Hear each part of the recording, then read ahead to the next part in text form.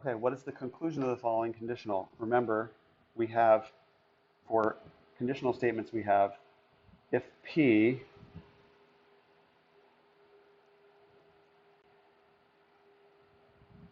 then Q.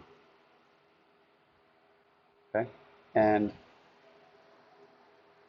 always the hypothesis follows if. So let's see what follows if. If the number is even. If the number is even, that's P. That's the hypothesis. If the number is even, then a number is divisible by 2.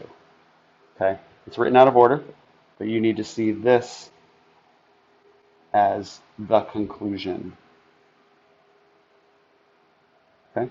So what is the conclusion of the following conditional? A number is divisible by 2. And I will box that because that's your answer. That's our answer.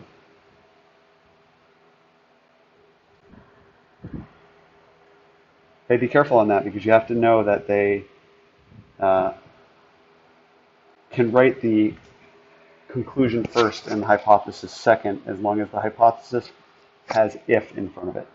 Okay, so that's the answer for 13. Number 14, identify the hypothesis and conclusion of this conditional statement. I'm going to say the same thing as I did up there.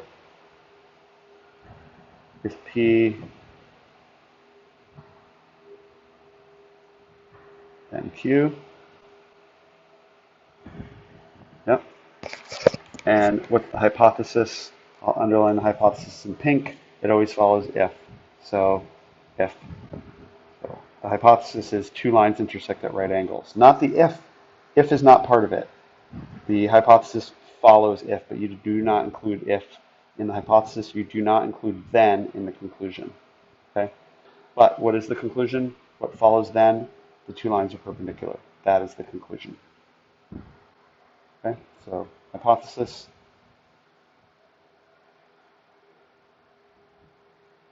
and conclusion.